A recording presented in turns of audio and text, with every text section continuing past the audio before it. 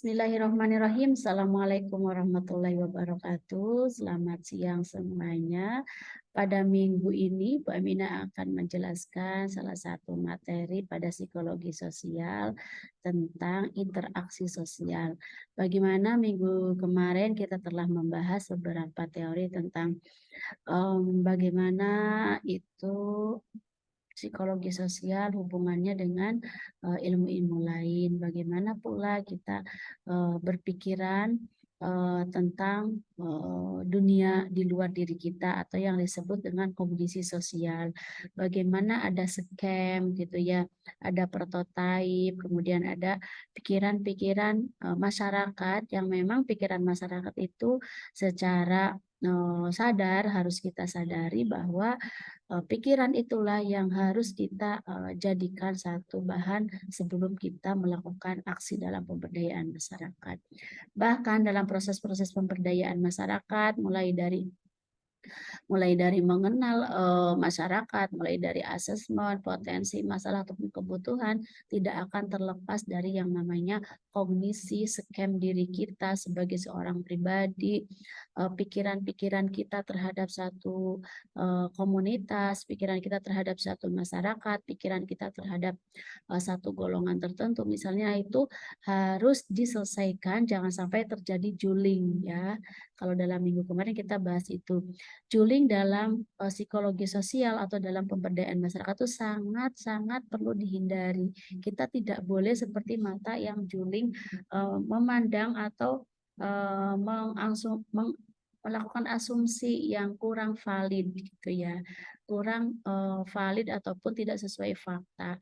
Maka pada pertemuan ini kita akan lanjut membahas tentang bagaimana interaksi sosial, interaksi antara personal individu dengan komunitas di luar individunya. Hal ini penting sekali lagi untuk membahas psikis ataupun psikologis dalam memberdayakan masyarakat. Oke, izinkan Bu Amina untuk bisa share screen materi hari ini. Baik ya, ini langsung saya ambil dari Padlet yang kita jadikan media belajar, jadi tidak saya download. Kompetisi hari ini ada 3 ya. Secara teoritis kita akan membahas tentang interaksi sosial, kemudian ada imitasi, sugesti, identifikasi, dan simpati di sini. Baik, Oke, setiap individu ya teman-teman, tentunya kita sadar bahwa kita itu pernah ya bertentangan gitu. Kita juga pernah menggunakan, kita juga pernah berpartisipasi dan kita pun dapat menyesuaikan diri. Kalau di sini ada tanda tanya, tentunya ini kira-kira apa jawabannya? Nah, menurut teori gitu ya yang tertulis di sini bahwa hubungan manusia dengan lingkungannya itu sangat-sangat penting dalam teori psikologi. Bahkan gitu ya di sini ketiga poin mulai dari kita bertentangan dengan lingkungan, jawabannya itu kita juga pernah menggunakan lingkungan, kita juga pernah ataupun dapat berpartisipasi dalam kegiatan lingkungan, dan individu itu dapat menyesuaikan diri dengan lingkungan. Konsep interaksi ini bisa kita analogikan sebagai satu bentuk bahwa manusia ataupun seorang pemberdaya masyarakat ketika dia nanti aksi dalam pemberdayaan itu tentunya akan mengalami keempat hal ini.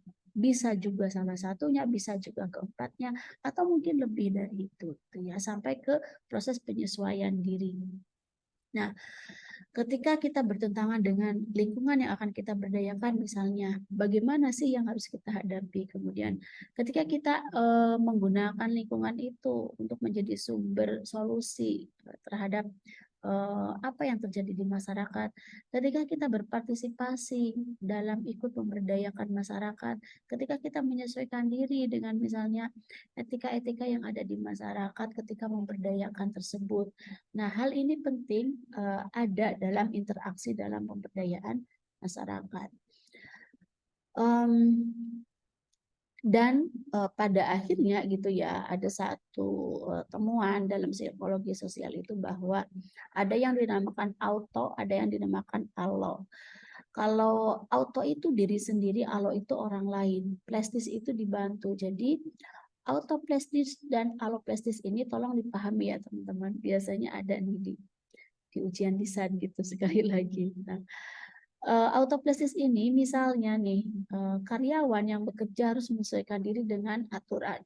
Karyawan tuh personal individu, dia menyesuaikan diri. Kita ini seorang pengembang masyarakat, autoplastis, kita harus menyesuaikan diri dengan apa yang ada di masyarakat. Ya, menyesuaikan diri. Mengikuti aturan, tidak bahasanya itu tidak banyak memprotes juga. Misalnya seragamnya sudah seperti itu, kemudian jam 7 sampai jam 4 sore itu adalah jam kerja dan lain sebagainya gitu. Jadi itu yang dinamakan autoplastis.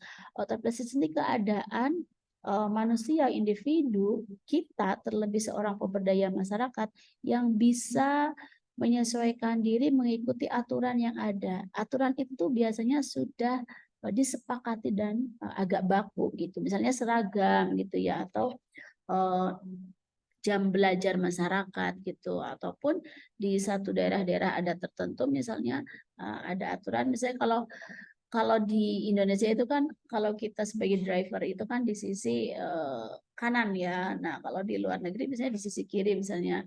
Penyesuaian-penyesuaian itu juga bisa dianalogikan ke contoh dari bahasanya atau autoplastis ini.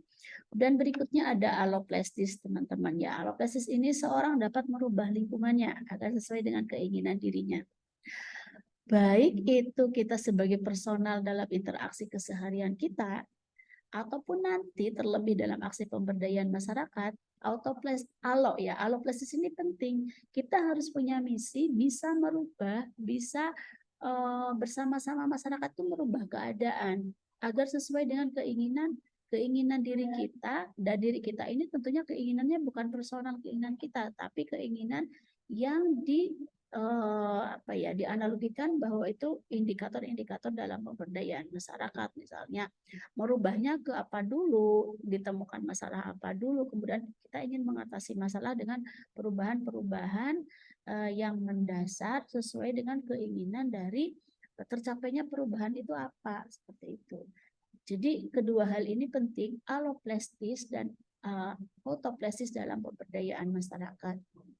Ya, Bu Aminah pernah nulis satu buku tentang alloplastis dalam pemberdayaan masyarakat melalui konsep peka gitu di TBMD 5, bahwa di sana seorang pengembang masyarakat mencoba merubah lingkungannya untuk bisa sesuai dengan indikator masyarakat yang literate, karena literasi gitu ya isunya di TBM itu.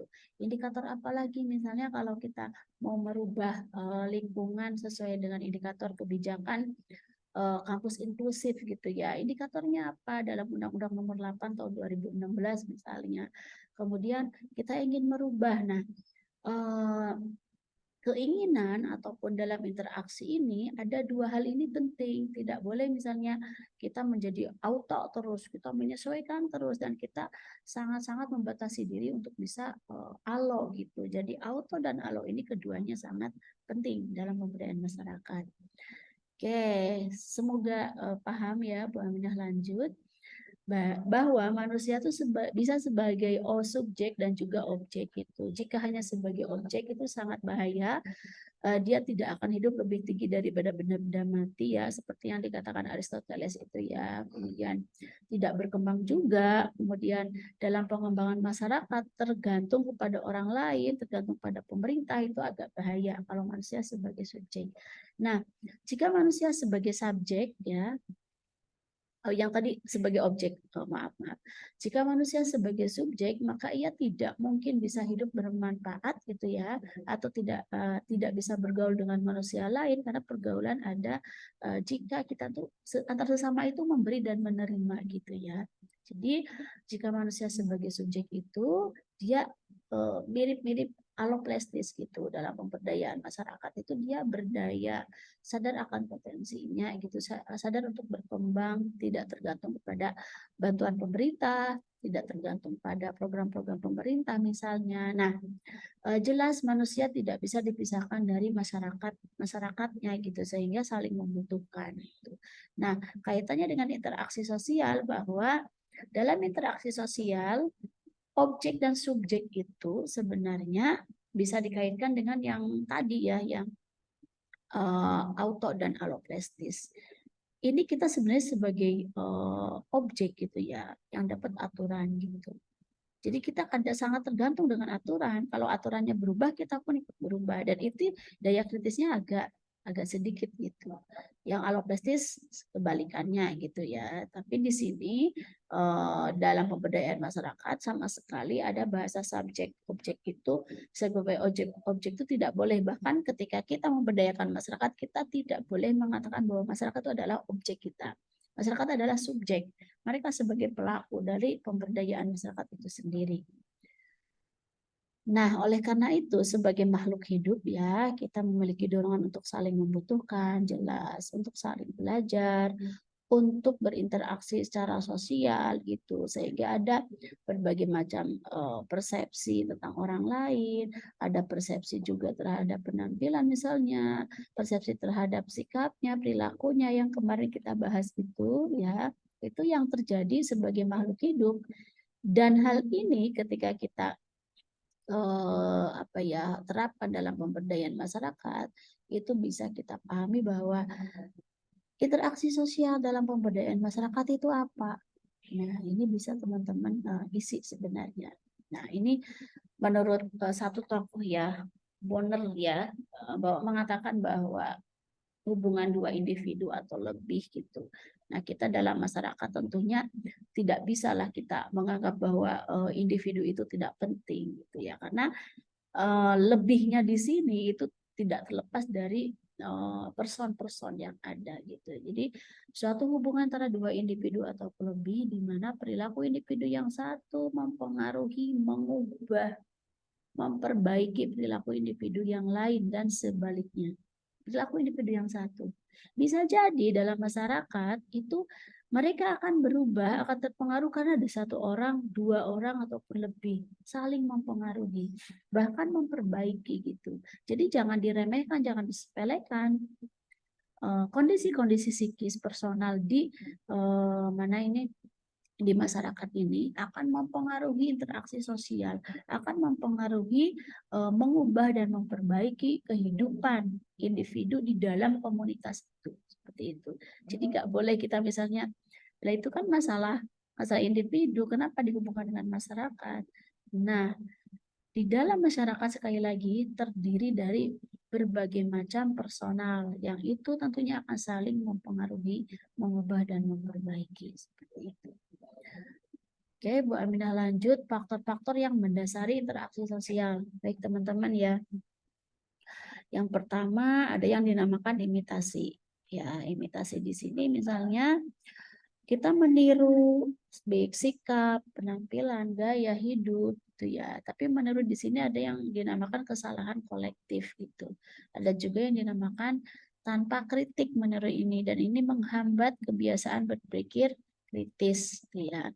Imitasi yang kedua sikap menerima, mengagumi misalnya cara memberi salam, cara berterima kasih, cara silaturahmi. Nah, imitasi-imitasi ini penting juga teman-teman atau kita sadari bahwa dalam pemberdayaan masyarakat nanti ya bisa jadi kita ini menjadi sumber orang yang meniru atau kita menjadi sumber yang ini yang ditiru gitu. Jadi jangan sampai secara nilai etika dalam pemberdayaan masyarakat, nilai etika PM, kita melontarkan bahasa-bahasa yang itu akan berpengaruh pada sikap, berpengaruh pada perilaku, dan itu akan ditiru oleh masyarakat karena ada interaksi itu. Interaksi antara kita dengan masyarakat itu akan terjadi yang namanya imitasi, gitu ya. Nah, faktor imitasi ini menjadi penting kita perhatikan agar masyarakat yang kita dampingi itu tidak meniru kita yang tidak benar karena kita ini sebagai figur gitu ya misalnya di masyarakat atau sebaliknya kita tidak meniru tidak ditiru yang salah tidak meniru yang salah ya. Oke, contoh imitasi tidak usah Bu Aminah jelaskan ya, banyak sekali yang secara tidak sadar tanpa ada daya kritik kita meniru gitu. Yang kedua, faktor dari interaksi sosial adalah sugesti, teman-teman. Sugesti itu pengaruh psikis dari diri sendiri atau orang lain diterima tanpa ada daya kritik ya. Jadi tanpa ada daya kritik, sugesti itu tersugesti misalnya. Jadi autosugesti yang pertama, yang kedua heterosugesti. Ini ranah psikologi sosial yang kedua ini. Dari autosugesti ini misalnya sering merasa sakit padahal ya secara objektif sehat. Misalnya sugesti itu periksa ke dokter itu sehat, tetapi merasa sakit itu karena ada sugesti dalam dirinya, secara apa ya, tanpa ada daya kritik itu dia merasa sangat-sangat tidak nyaman, maksudnya fisik sebelah mananya, secara kesehatan tidak kelihatan, secara apa itu kedokteran gitu ya. Nah, autosugestis itu contoh lain silahkan dicari ya, misalnya autosugestis ini yang sering merasa secara fisik itu dia baik-baik saja, tapi secara psikis karena ada sugesti, ada pengaruh pikiran si personal masyarakat ini untuk bahwa dia itu sakit gitu. Ternyata dia lagi problemnya itu bukan fisik sebenarnya, tapi ada di psikisnya, ada di psikis yang tidak diketahui oleh orang lain itu. Yang kedua, heterosugesti atau ranah psikologi sosial di sini, individu menerima cara pedoman atau norma dan sebagainya dari lingkungan di luar dirinya gitu. Jadi ini penting sekali, misalnya kita sebagai seorang pemberdaya masyarakat ini melakukan sugesti pengaruh psikis kepada masyarakat bisa gitu ya. Nah, ini selanjutnya kita akan melihat kondisi yang mudah ya ketika masyarakat itu menerima sugesti. Pertama, pikiran yang terhambat, misalnya lelah rapat gitu, dia akan terdiam, dia akan mudah menerima pendapat, itu kondisi mudah terpengaruh secara psikis. Misalnya gitu ya, kita dalam bermasyarakat atau nanti dalam aksi pemberdayaan masyarakat, agar agar individu personal di masyarakat itu mudah misalnya menerima sugesti dari kita. Biasanya orang yang G seperti itu tuh dia mudah sekali gitu menerima sugesti gitu, karena dia tidak ada daya untuk berpikir lebih maksimal gitu ya, karena lelah seperti itu. Yang kedua, kondisi mudah menerima sugesti ini, pikiran yang terpecah-pecah ya, disosiasi misalnya, bingung, ingin segera mencari solusi, keluar dari kebingungan. Nah, ini misalnya ya, banyak sekali ya kondisi masyarakat misalnya yang terjerat hutang gitu, karena mungkin saat dia akan bayar SPP atau saat dia akan harus mendapatkan apa ya obat gitu, dan waktunya itu harus saat ini, harus 1 jam lagi, akhirnya dia terjerat untuk bisa mencari solusi instan. Nah, solusi instan ini merupakan satu solusi yang dia terima saat dia itu pikirannya terpecah-pecah, kebingungan itu. Sehingga misalnya ada saran, dah pinjam online aja. Mudah sekali menerima sugesti. Karena memang pikirannya sedang tidak dalam tanda kutip fokus gitu ya. Dia mudah ingin segera mencari solusi gitu. Kemudian yang ketiga, kondisi menerima sugesti itu ketika otoritas yang minoritas.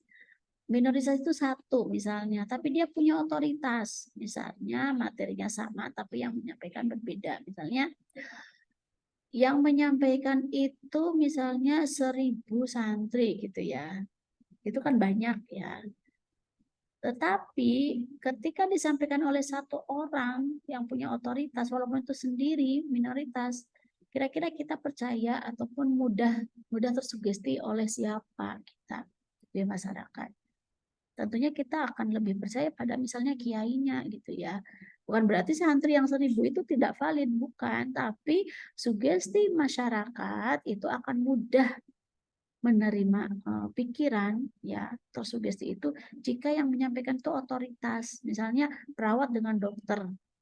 Biasanya masyarakat itu lebih percaya atau lebih yakin dengan dokter. Nah, ini teori ya, teori bagaimana kondisi mudahnya menerima sugesti gitu. Misalnya lagi gitu ya, ketika teman-teman atau kita dalam aksi pemberdayaan masyarakat nanti, carilah yang punya otoritas untuk bisa memasukkan pikiran-pikiran kepada masyarakat yang kita dampingi. Bukan yang lihat misalnya, bukan mayoritasnya, tapi yang punya otoritas, walaupun itu minoritas, walaupun hanya satu, walaupun hanya dua, tapi dia punya pengaruh besar. Maka itu akan mudah mensugesti masyarakat dampingan kita. Oke ya, kita contoh lagi mayoritas sebagai isu keempat bahwa masyarakat atau kondisi menerima sugesti itu ketika ada satu eksperimen ini. Baik, ada eksperimen ACH ya teman-teman. Eksperimen ACH di sini tahun 1952 ada 3 variabel ya. Variabel yang pertama jumlah mayoritas, yang kedua yaitu jumlah minoritas, yang ketiga yaitu taraf kesukaran dari tugas itu sendiri. Perintahnya menilai dan membandingkan panjang garis dari keadaannya setengah gelap. Oke ya, dan ini perlu Bu Aminah jelaskan nanti secara offline teman-teman, akan Bu Aminah lewati dulu. Jadi ketika mayoritas ini menjadi satu kondisi yang mudah menerima sugesti. Nanti saya jelaskan ya. Intinya semakin banyak orang ditambahkan itu akan semakin valid kalau di sini. Nanti saya jelaskan di ini. Oke ya. Kemudian kita akan kembali pada faktor yang mempengaruhi interaksi sosial. Tadi imitasi, yang kedua sugesti. Bedanya apa nih di sini? Imitasi itu orang yang satu mengikuti sesuatu di luar dirinya. Nah, kalau sugesti memberikan pandangan atau sikap dirinya agar diterima oleh orang di luarnya. Jadi kalau imitasi mah kita mengikuti di luar diri kita, tapi kalau sugesti itu memberikan pandangan kita, sikap kita gitu ya untuk sesuatu di luar dirinya agar mudah diterima. Nah, itu bedanya gitu ya. Sama-sama dalam interaksi itu hal yang paling sepele itu imitasi dulu, kemudian yang kedua sugesti. Memberikan pandangan sikap dirinya gitu ya. Karena tadi ada keadaan lelah gitu ya, ada keadaan itu ada minoritas tapi punya otoritas, kemudian ada keadaan bingung tadi, dan yang belum Bu Aminah jelaskan tadi yaitu tentang mayoritas yang ada eksperimen, karena harus jelaskan secara offline. Oke, kemudian yang ketiga faktornya itu adalah identifikasi ya. Identifikasi di sini yaitu dorongan untuk menjadi identik ya. Misalnya anak-anak terhadap ayahnya, terhadap ibunya gitu. Identifikasi secara lahiriah dan batiniah, misalnya kita kalau orang dewasa itu dia itu identiknya itu ingin benar-benar prosesnya itu berlangsung secara batin dan juga lahir batin lah seperti itu. Nah, proses dari identifikasi ini berlangsung secara tidak sadar, ingin identik tadi. Kemudian irasional, lama-lama tuh kayak nggak masuk akal. Kemudian sedikit perhitungan gitu, mengabaikan perhitungan atau mungkin dievaluasi dulu oleh dirinya, itu sedikit faktor itu tuh tidak ada gitu. Dan bergunanya itu untuk melengkapi norma-norma pedoman tingkah laku orang yang mengidentifikasi tersebut. Jadi identifikasi ini ingin identik gitu ya, tapi secara tidak sadar natural gitu ya, sedikit perhitungan misalnya terhadap guru kita, terhadap kiai, kita tuh ingin gitu ya, misalnya ingin sama seperti beliau tanpa perhitungan gitu ya, berlangsung secara tidak sadar gitu, anak terhadap ibunya, anak terhadap ayahnya. Nah, seperti ini. Dalam identifikasi ini kita bedakan dengan imitasi. Kalau imitasi itu berlangsung antara orang-orang yang saling tidak dikenal, jadi sama-sama meniru. Kalau identifikasi itu dengan orang yang dikenal gitu ya. Jadi ada proses diteliti dulu kalau imitasi itu, proses interaksi dulu di dalamnya, proses dipikirkan dulu. Tapi secara tidak sadar dia mengikutinya gitu. Ada hubungan sosialnya yang lebih mendalam ya, lebih dalam, lebih jelas hubungan sosialnya itu daripada imitasi. Kalau imitasi di sini kita tidak kenal gitu, tapi kita ingin menirunya gitu. Tapi kalau identifikasi mahasiswa ke dosen, guru, murid ke guru, santri ke kiai, anak ke orang tua, itu ada dimulai dengan diteliti dulu, dikenal dulu gitu lah. Kemudian baru ada tahap selanjutnya mengidentifikasi, ingin menjadi identik gitu. Ini perbedaannya. Kemudian yang keempat, faktor yang mempengaruhi interaksi sosial yaitu simpati. Simpati itu merasa tertarik terhadap pihak lain ya. Yang kedua ingin mengerti dan bekerja sama dengan orang lain. Nah, kalau merasa tertarik ini mungkin misalnya dalam kasus perasaan-perasaan, tidak akan Bu Aminah jelaskan ini yang pertama ini. Tidak sadar tiba-tiba suka misalnya gitu ya. Kemudian simpati itu kadang-kadang berjalan tidak logis, suka terhadap keseluruhan, wis misalnya yang mudah dipahami itu misalnya kok yo kok yo aku tuh suka sama seseorang itu padahal padahal ya tidak menarik gitu, tapi secara keseluruhan padahal dia itu ya ya seperti itu keras kepala misalnya tapi kok suka gitu, itu simpati yang dimaksud di sini.